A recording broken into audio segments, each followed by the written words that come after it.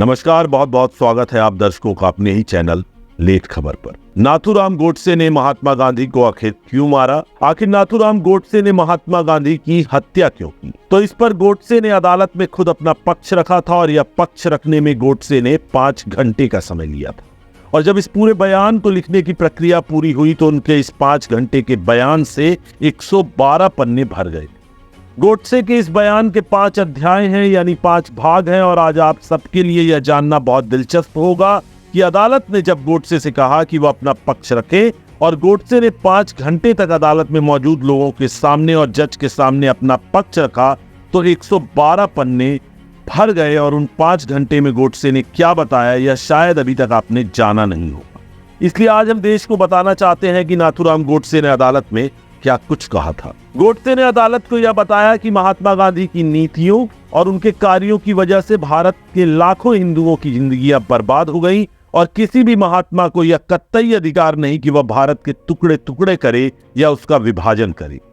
लेकिन गांधी जी ने ऐसा किया और इसलिए गोडसे ने उनकी हत्या की। अपने बयान के दूसरे भाग में गोडसे ने कहा कि अगर देश के प्रति समर्पण रखना कोई बात है तो मैं मानता हूं कि मैंने यह बात किया है। और मुझे पूरा विश्वास है कि इंसानों की अदालत के बाद भी एक और अदालत है जहां मेरी इस काम को गलत नहीं समझा जाएगा, क्योंकि मैंने यह काम मानवता की रक्षा के लिए किया है। यानी गोडसे को कोई पछतावा नहीं था कि उन्होंने कोई गलत काम किया है, वह अपने इस काम को सही मानते थे। यहाँ एक बड़ी बात है कि अदालत में जब महात्मा गांधी की हत्या के मामले की सुनवाई शुरू हुई तब नाथूराम गोडसे पर जो आरोप लगाए गए थे उनके जवाब नाथूराम गोडसे को लिखकर देने थे और बाद में इन जवाबों को जज के सामने पढ़ा जाना। लेकिन दूसरा पक्ष यानी सरकारी पक्ष यह नहीं चाहता था कि गोडसे के जवाबों को अदालत में पढ़ा जाए और यही बात तब अदालत से भी की गई। लेकिन अदालत ने उस समय इन आपत्तियों को खारिज कर दिया और इसके बाद गोडसे का यह जवाब अदालत में बाकायदा पढ़ा गया। और बड़ी बात यह कि अगले दिन यही जवाब उस समय के सारे अखबारों के पहले पन्नों पर सुर्खियां बना, जिससे तत्कालीन प्रधानमंत्री जवाहरलाल नेहरू काफी चिंतित हो गए, काफी असहज हो गए। नेहरू को यह डर सताने लगा था कि गोडसे का पक्ष गांधी जी के प्रति देश के लोगों का नजरिया बदल सकता है। इसलिए वह कोर्ट में दिए गए बयान को सार्वजनिक रूप से प्रकाशित करने के सख्त खिलाफ थे और उन्होंने गोडसे के इन बयानों पर बाद में बैन भी लगा दिया था, प्रतिबंधित भी कर दिया था। और यह प्रतिबंध नाथूराम गोडसे के बयानों पर कई वर्षों तक भारत में लागू रहा। इसलिए आज भी देश के ज्यादातर लोग यह नहीं जानते कि महात्मा गांधी की हत्या करने के बाद गोडसे ने आखिर अदालत में क्या कुछ कहा था। गोडसे ने महात्मा गांधी पर भारत का विभाजन करने और मुस्लिम तुष्टीकरण के गंभीर आरोप लगाए थे और इनका जिक्र अपने बयानों के 3 अध्याय में नाथूराम गोडसे ने किया भी है। गोडसे ने कहा है कि महात्मा गांधी ने कभी मस्जिद में गीता पढ़ने का साहस नहीं किया क्योंकि वह जानते थे कि मुस्लिम इसके विरोध में खड़े हो जाएंगे। लेकिन हिंदू मंदिरों में उन्होंने कुरान पढ़ने की इजाजत जरूर दे दी, कुरान पढ़ना जरूर शुरू कर दिया था, जिसे गोडसे को ऐसा लगा कि गांधी जी इस तरह से मुस्लिम तुष्टीकरण की राजनीति कर रहे हैं। हालांकि यहाँ एक तथ्य यह भी है कि महात्मा गांधी अपने जीवन काल में सिर्फ एक बार ही मंदिर गए थे।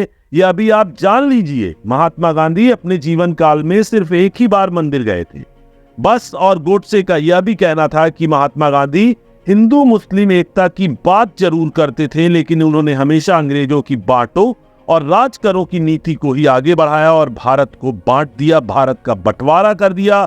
और उन्होंने भारत का विभाजन करने में ब्रिटिश सरकार की भी मदद की थी। उनके इशारों पर काम करने के आरोप नाथूराम गोडसे ने लगाए थे। नाथूराम गोडसे ने अपने जवाब में यह भी कहा कि महात्मा गांधी ने विभाजन के बाद भारत सरकार पर पाकिस्तान को उनके हिस्से के 55 करोड़ रुपए देने के लिए भी काफी दबाव बनाया, लेकिन उन्होंने इस विभाजन के दौरान निर्वासित हिंदुओं के लिए कभी भी सच्चे मन से कोई प्रयास नहीं किया। जिस समय भारत का विभाजन हुआ और भारत और पाकिस्तान बना तब देश के सरकारी खजाने में लगभग 400 करोड़ रुपए जमा थे और विभाजन के तहत यह करार हुआ था कि इन 400 करोड़ रुपए के खजाने में से 75 करोड़ रुपए पाकिस्तान को दिए जाएंगे। और इस समझौते के तहत भारत ने 20 करोड़ रुपए पहली किश्त के तहत पाकिस्तान को आजादी के समय अदा भी कर दी। क्योंकि आप जानते हैं कि जब जमीन का बंटवारा हुआ तो 2 देश बने, तो खजाने का भी बंटवारा होगा और खजाने के बंटवारे में पाकिस्तान को 55 करोड़ मिले थे और दूसरी किस्त में भारत को पाकिस्तान को 55 करोड़ रुपए देने थे। क्योंकि 20 करोड़ भारत पहले ही दे चुका था, तो टोटल 75 करोड़ रुपए पाकिस्तान को मिले थे इस बंटवारे के तहत। तो 55 करोड़ रुपए पाकिस्तान को देना था, बकाया था, जिसमें कहा गया कि हम आपको यह रकम दूसरी किस्त में दे देंगे। लेकिन उससे पहले ही पाकिस्तान ने भारत के पीठ पर छुरा घोंपा।